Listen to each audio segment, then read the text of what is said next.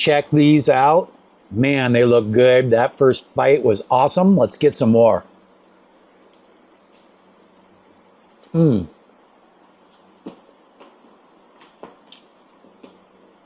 Still steaming hot. Perfect. Could have used more smoked paprika. I'm just kidding, it's perfect. Today we're gonna do chicken wings on the Giantex 3-in-1 charcoal grill smoker. I already loaded some of the briquettes in there from my new charcoal chimney, and I'm gonna grab that really quick and show it to you.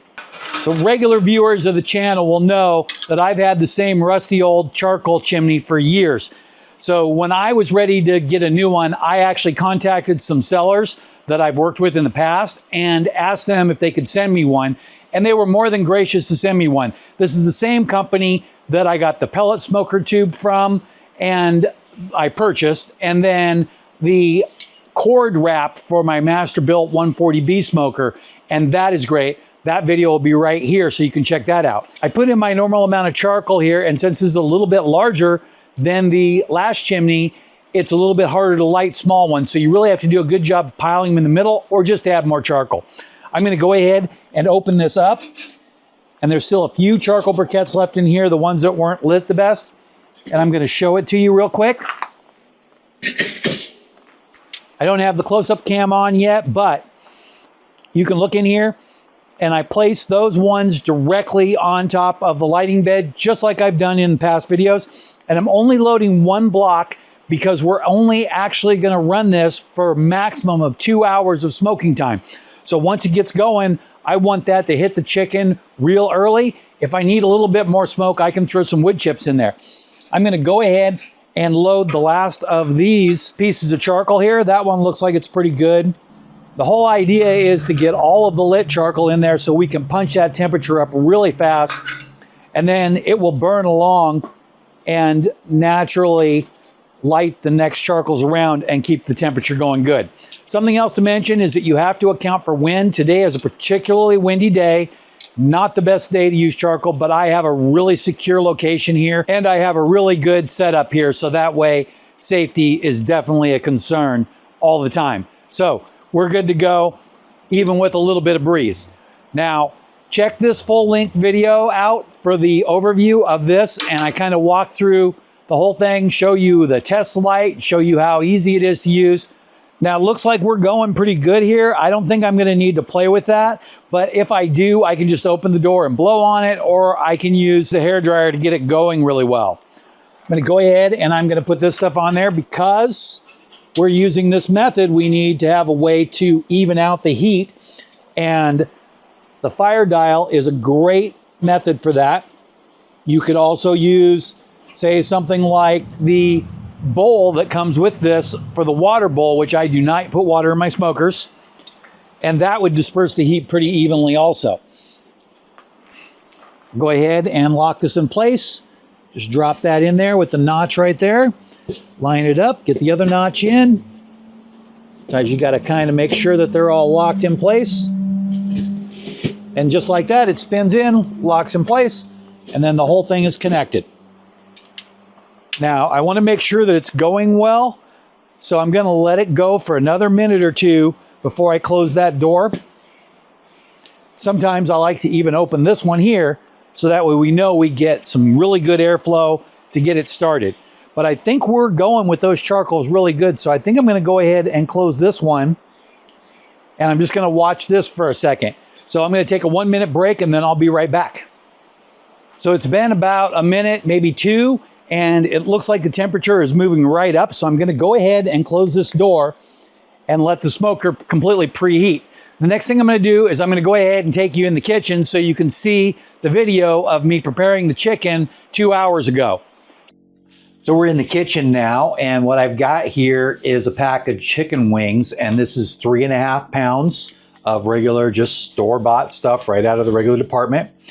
And I'm going to go ahead and open these up. First, I got my new bowl set. I love these because they have the little silicone bottom so they don't move around.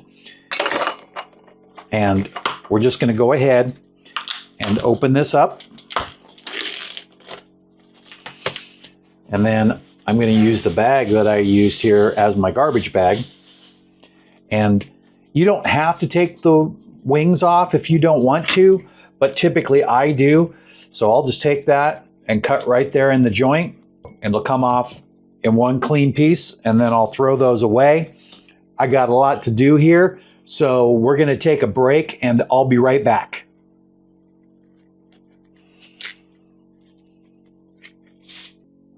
So I'm back, and this is what I got here. And I'm going to say that it's probably right around 3 pounds. I've done this before and actually weighed it. I'm not going to get the scale out today, but for the sake of our measurements, that's what we're going to use is 3 pounds.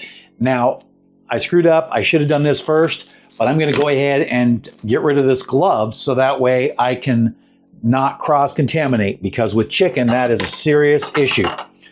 So the most important ingredient that we're going to use in this is the baking powder. And the baking powder is going to let it get crispy.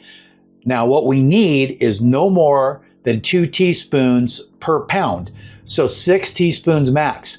But I'll tell you that when you're using baking powder with aluminum in it, it's sodium aluminum sulfate. And if you're using that, if you use the 2, there's a good chance you're going to taste that in there. I'm going to put in just a little less than the 6 teaspoons that I need. So we're going to go ahead, and I think I'll just do about 4. If you don't do at least 3, you're not going to get the drying effect that you need.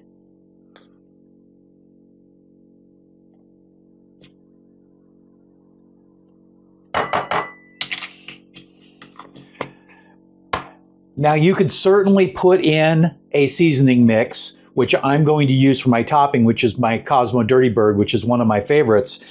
And you would want to make sure that you allowed for the salt. So in something like this, if I put in a couple of tablespoons of this, then add a little bit of cornstarch, that would complete the formula. So that way we don't end up with too much salt. Because here's the thing. We're not going to rinse this off when we're done, so we don't want to add a bunch of extra salt to it. So I'm not going to use any salt in the preparation of this. We're going to go ahead and put in some pepper.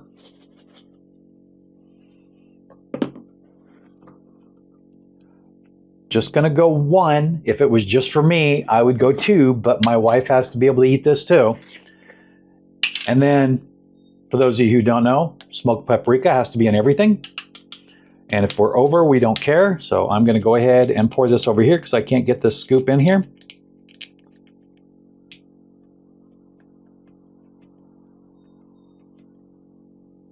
There we go. Now for everything else, I use granulated garlic. But for the chicken, I'm going to use the garlic powder because I want it to be in the same consistency as the baking powder, so that way it mixes really well. So now we've got that in there, and we're going to go ahead and mix that. And again, this is if you like. So if you like something else, then do something else. I'm looking at this and I'm thinking it needs a little bit more seasoning, so I'm going to go ahead and use 1 more teaspoon of the Dirty Bird. Again, we won't be rinsing that off, so remember, you got to be careful with the salt. I want you to get a good look at that. You can see the color. It's kind of how you're going to know by the color, because obviously the baking powder is completely white, so you'll be able to tell what's going on with everything else. Now, when I add this stuff in, I want to be careful that what I do is sprinkle it on there, so that way it requires less mixing, so I don't have to worry that I'm missing a bunch of spots. We will be tossing it and then letting it rest. But this way, I'm going to do it like this so you can see what I'm doing. Sprinkle it on here a little bit. And then we'll go ahead and toss it. And then repeat.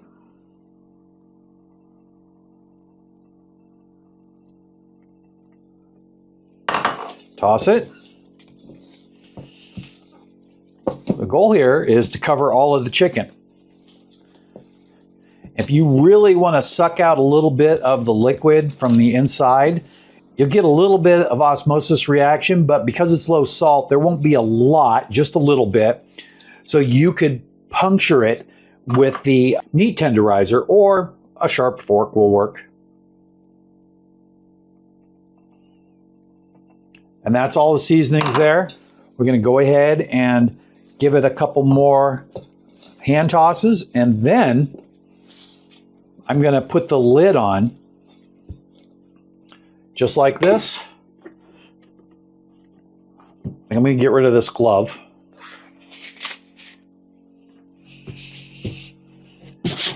And we've got the lid on, and remember I was touching around there, so there will still be some cross-contamination, so you got to be careful with that. Whatever you do, don't open that lid right this second. Give it a minute. Let it think about it. Really, you just don't want powder to poof up and go everywhere.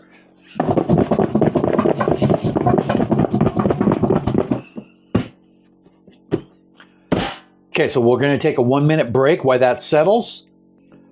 So it's been 1 minute, so we'll go ahead and open this up and check out and see how well it mixed inside. And I got to say, that looks like exactly what we were going for. So now I'm just going to go ahead and lay them out on this tray. And I kind of like to avoid putting them too close to the edges. So that way it gives me a spot to grab, and also my refrigerator is pretty packed. So I want to make sure that I can put it in there and I don't have to worry about it touching up against anything. So that's what the bowl looks like afterwards. So there, most of that stuff ended up on the chicken. So now that we're done with this, I'm going to go ahead and put it in the refrigerator for a minimum of 1 hour. But actually, we're going to go for about 2. The maximum is about 4 hours, and you will get the full effect at 4 hours, and the reaction will be completely done. So anything more than 4 hours is kind of just a waste. And if you put a bunch of salt in there, you don't want to go more than about an hour and a half, because it'll draw all that liquid out. And it's almost recommended that you would vacuum seal it just to get the liquid to stay in, so osmosis would happen. But we're not going to worry about that. We're just going to put this in the fridge just like this and keep it nice and level. We'll go ahead and do that, and then I'll see you outside. Right here, I have my grill mat, and we're just under 200 degrees, so we're going to keep climbing up there in temperature. Our goal is 300, but we're okay to put it on there because we do want to infuse a little bit of that low temperature smoke flavor. So we'll go ahead and do that. And if you see here in the video, I removed the wingtip, and we'll go ahead and just put them on there almost exactly the way you saw them here. I'm just going to go ahead and go every other one.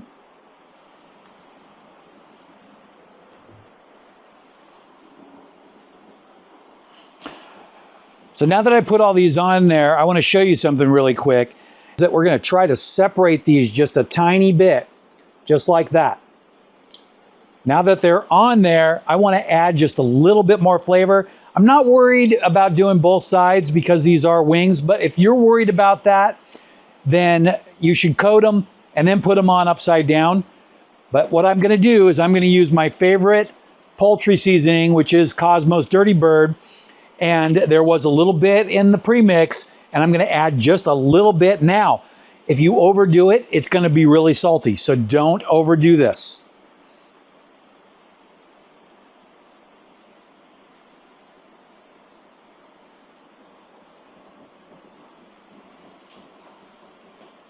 I'm honestly notorious for under seasoning, so I'm going to go just a little more than what I think it should be.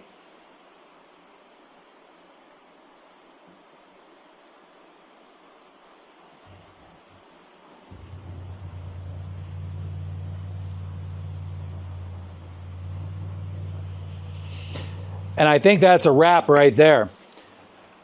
Now, I'm going to go ahead and put the lid on, and then I'm going to pay really close attention to this and make sure we get up to temperature. I might even add a few more wood chips on top of those charcoals so we get a temperature spike that'll get us up into that 300 degree range. And I'm going to go ahead and set my timer right now for an hour and a half, and that is when we do our first real serious check. So I will be back for you in 1 second, and it's going to be an hour and a half for me.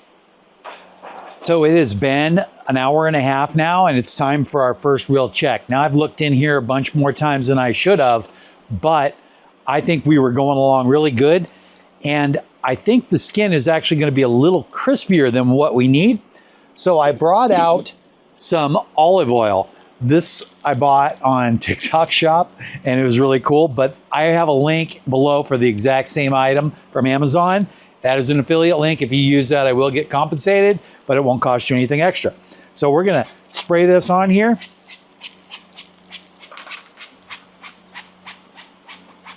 We want to keep it dry so it's not that gumminess, but we don't want it hard and cracking either. And it feels really good. It's still just a little soft, but that little bit of oil will probably burn off mostly. So I'm going to go ahead and flip all these really quick, and I'll be right back.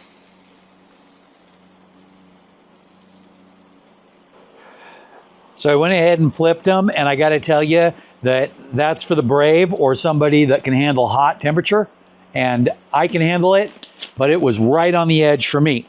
Now I'm going to go ahead and hit the bottom with a little bit of oil, maybe a little bit less than what I did last time.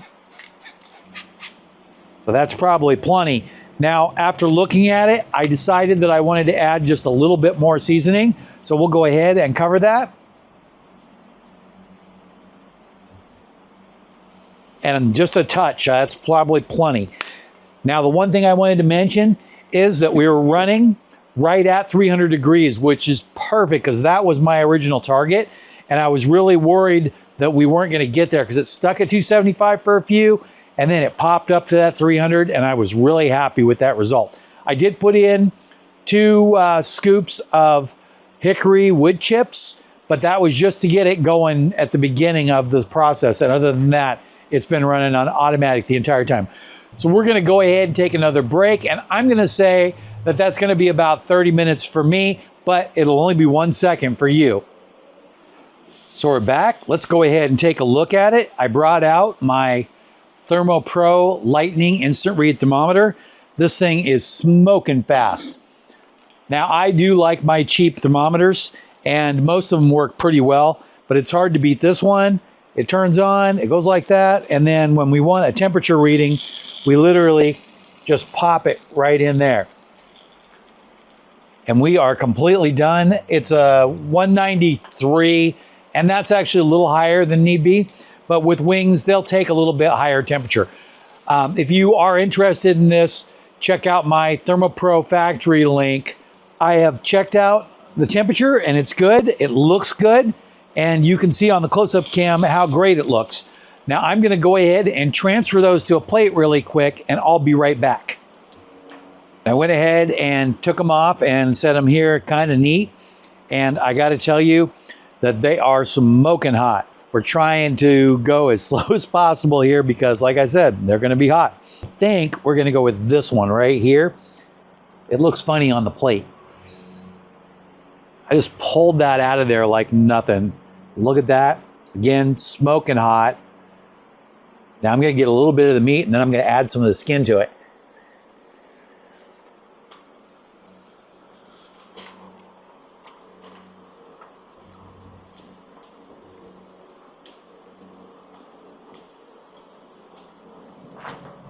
It's really good. The one thing about this is that there's none of that rubbery feel to the skin. It is not like hard because I added the oil, but it's not rubbery either, so it's a nice bite. Really good texture. I kind of show you on the close-up cam and see if you can tell what I'm talking about. Not rubbery, it's kind of firm. And of course, it's not burn crisp, but if you want it that way, you could easily pop it directly into an air fryer or even into the oven on broil for a minute or two and crisp it up. I also have the Searsall blowtorch here, and I could hit it with that, but I like it just like this. And look at the color. You can see that it took a little bit of smoke there. You can see that by that right there. So we are really good here. I'm going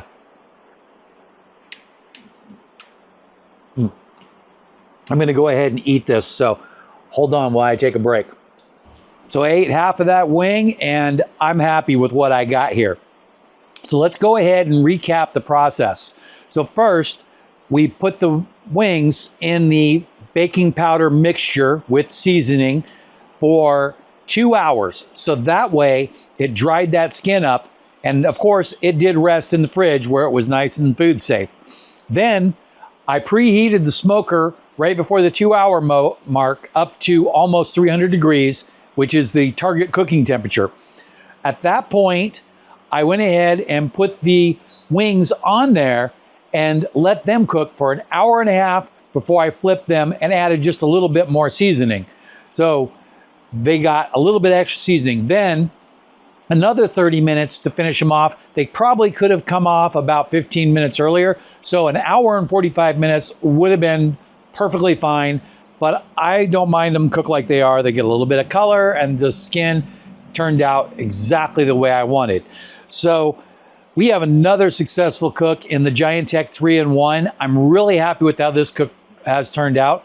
My only problem that I've had with this smoker so far is getting those long cooks out of it because it just runs out of charcoal before then because it has a small container. The other issue that I'm having is a small overall surface area on the shelves. So you can only cook so much at one time. However, small household, small cook, or camping trip, that's perfect. So I hope that you like what you saw here. If you see anything, including the Giantex, I have the Giantex affiliate link for their website on the links below. If you use that, it won't cost you anything, but it will help support the channel. And for friends and family, please use the factory website link because if you use the Amazon website link, I won't get credited for it. But for everybody else, feel free to use the Amazon website link as long as it's available in your area. So thanks for watching and have a great day.